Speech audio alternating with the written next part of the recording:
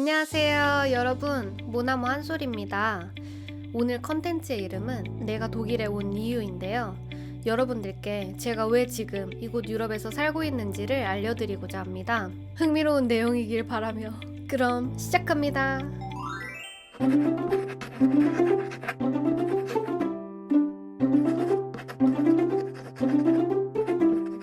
저는 1992년 12월 21일에 태어나 2022년 12월까지 대한민국에 살았고, 한국에서의 직업은 뮤지션이었어요. 고등학생 때부터 쭉 실용음악과 진학을 위해 음악 이론 공부와 실기 연습을 했고, 백석예술대학교 실용음악과를 졸업하여 음악 관련한 일들을 정말 닥치는 대로 하면서 필드 경험을 쌓은 후에 전자음악 프로듀서로 우자앤쉐인과 우자라는 이름으로 활동을 했습니다. 우젠 얘기만 해도 하루가 다 갈 정도로 정말 많은 추억이 있는데요. 대학 친구였던 쉐인과 코리사운즈 회장님, 민지 대표님과 함께 결성한 우자앤쉐인은 저에게는 평생 자랑거리가 되는 일이에요. 다가와 shine like a star. 이제는 나만의 별이 되어줘. 넌 나의 reason why. Kiss me. You got everything, serve it, my babe. Be my Valentine, I just wanna get to know you. You got everything, serve it, my babe.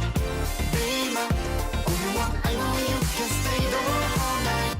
한국에서의 생활을 떠올려보면 늘 음악밖에 없었던 것 같아요. 공연하고 곡 만들고 가끔 촬영하는 일상의 반복이었어요. 우젠이 막 성장 가도를 달리며 동남아시아 투어를 준비하고 있을 때 코로나가 시작됐어요. 우젠은 온라인보다는 오프라인 활동 위주의 팀이었는데 공연들이 다 막히니 모든 것이 멈추는 느낌이 들었어요. 코로나의 시간 가운데에서도 기쁜 일들이 많이 있었지만 코로나가 시작된 직후에는 정말 좌절감이 들었어요. 우리가 이제 큰 빛을 보는구나 하고 생각할 때 모든 것이 올스탑 되었으니까요. 저는 항상 난 정말 운이 좋아 라고 생각하고 살았는데 그때만큼은 정말 그런 생각을 할 수가 없었어요. 아, 난 안 될 사람이구나. 될 놈 될 안 놈 안에서 나는 안 놈 아니구나. 이런 생각이 시작되면서 저는 저도 모르는 사이에 아주 조금씩 어두워지기 시작합니다. 코로나 중반 무렵 일도 조금씩 다시 들어오고 즐겁게 잘 지낸다고 생각했는데 갑자기 공황장애 증상이 시작됩니다.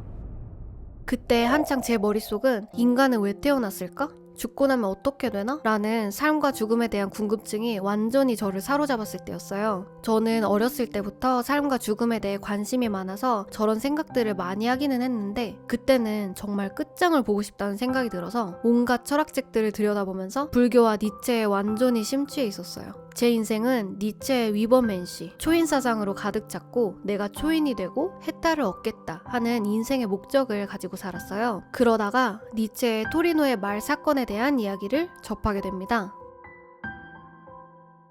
1889년 1월 3일 니체는 이탈리아 토리노의 카를로 알베르토 광장에서 마부에게 채찍질 당하는 말을 보게 됩니다. 그리고 울부짖으며 말에게 달려가서 말의 목을 감싸 안고 마부의 채찍질을 막으려 했습니다. 바로 이 순간 니체는 미쳐버리게 됩니다. 그 이후 10년이 넘도록 미쳐있는 상태로 살다 생을 마감합니다.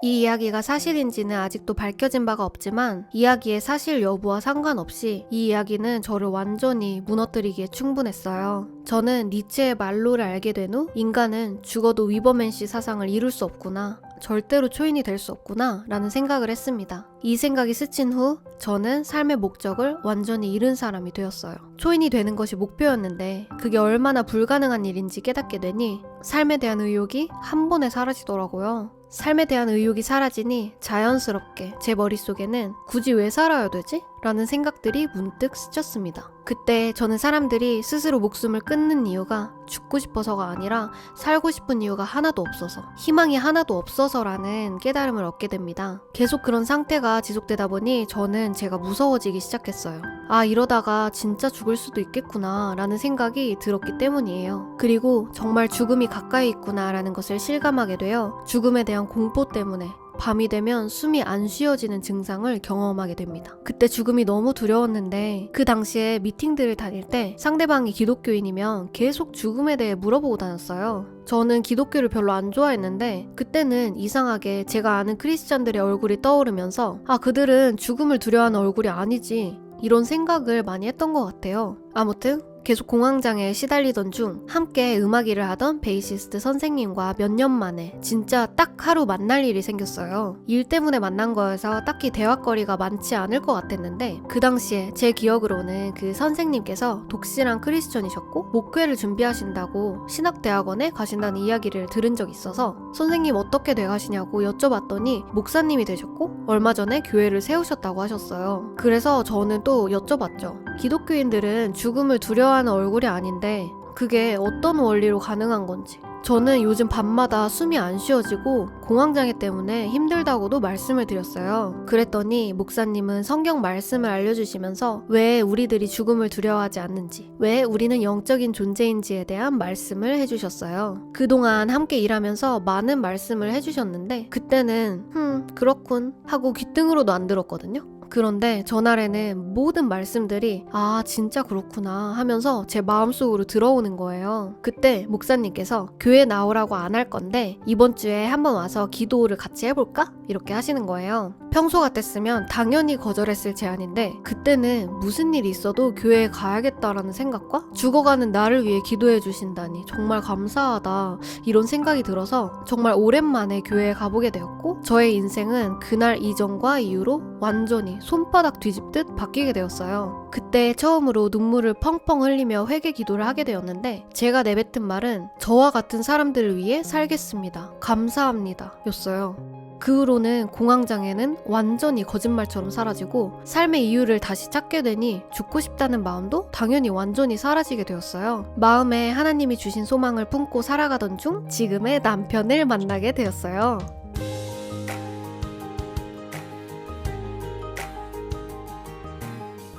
하나님을 만나고 남편을 만나기 전까지의 스토리도 꽤 길지만 일단은 생략하도록 하겠습니다. 코로나가 나름 끝나고 다시 으쌰으쌰 무언가 만들어보자 할 때에 남편이 저를 유튜브에서 알게 되고 이메일을 보냈어요. 제 남편도 뮤지션인데 같이 프로젝트를 만들어보자 해서 아 그래 재밌겠다 하고 함께 작업을 했죠. 그때는 전혀 이성으로서 관심이 없었어요. 저는 외국 사람과 연애를 해본 적이 없어서 상상조차 해본 적이 없는 것 같아요. 그리고 이메일로만 아는 사람인데 그런 상상을 하는 게 더 이상한 거죠. 그래서 작업을 다 마치고서야 인스타 DM으로 일상적인 대화를 하게 되었는데 제가 엄청 자주 씹었어요. 원래 인스타 DM은 잘 안 해서. 그런데 어느 날 새벽 다시 대화가 이어지고 머릿속에 갑자기 이런 말도 안 되는 생각이 스쳐 지나가는 거예요. 나 이 사람이랑 결혼하나 보다.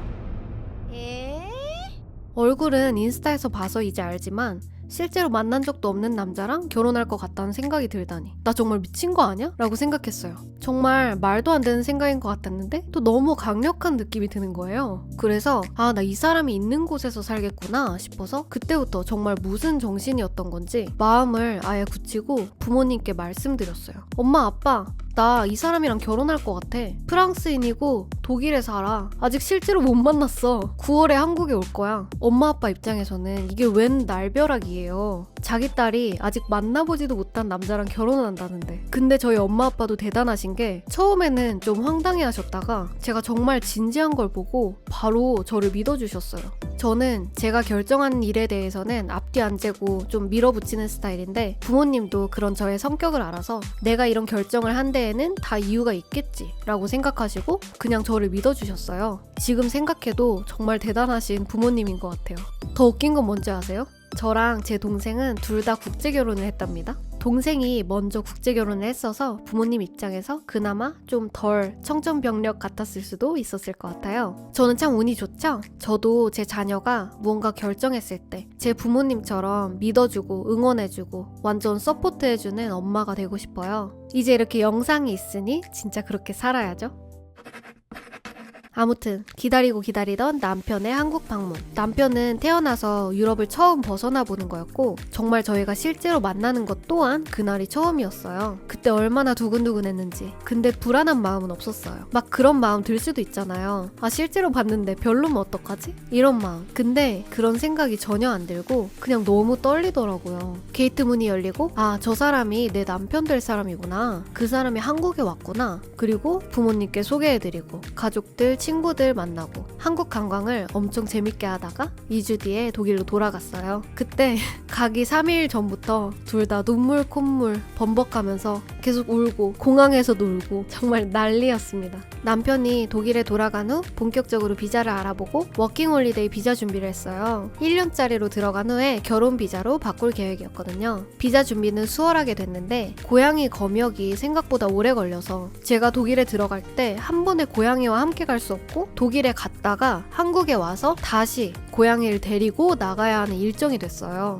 때는 2022년 12월 29일 아이맥을 짊어지고 독일에 갑니다. 아이맥을 팔고 독일에서 다시 사도 되는데 한국에서 쓰던 제 컴퓨터 그대로 가지고 가고 싶어서 아이맥과 그리고 제 음악 장비들을 다 챙겨서 독일에 입국했어요. 정말 아이맥 옮기는데 죽을 뻔했어요. 어떻게 그걸 해냈지? 참 저는 뭔가 결정하면 아예 힘듦이나 불편함 같은 거를 잘 못 느끼는 편인 것 같아요. 또 이런 성격이 꾸준히 창작 활동하기에는 도움이 많이 됐던 것 같아요. 아무튼 2주 동안 앞으로 내가 살 나라, 집에 대한 견학을 마치고 다시 한국으로 돌아와 부모님과 시간을 보내다 2023년 3월 3일 제 고양이 로라를 데리고 독일에 아예 들어오게 됩니다. 아직 제대로 산 지는 1년하고 3개월밖에 안 됐는데 벌써 몇 년 산 것 같은 느낌이에요. 비자가 만료되기 하루 전 2023년 12월 28일 저와 남편은 독일 시청에서 결혼을 해냈습니다. 2022년 5월 15일 나의 머리를 스치고 간 허무맹랑한 느낌. 나 이 사람이랑 결혼하나 봐. 맞았다는 것이 증명되는 하루였고 언제나 독일에서 남편과 재밌게 평화롭게 잘 지내고 있습니다. 네, 여기까지가 제가 독일에 오게 된 이유예요. 독일에 와서 느낀 점들은 앞으로 컨텐츠로 하나하나 풀어볼 예정이니 궁금하신 분들은 꼭 구독, 좋아요, 알림 설정 부탁드립니다. 정말 긴 분량이었는데 추려도 이 정도 분량이 나와서 어쩔 수가 없겠더라고요. 끝까지 봐주셔서 너무 감사드리고요. 구독자 여러분 모두 늘 평안하시길 바랍니다. 안녕. 슈스. 아로바.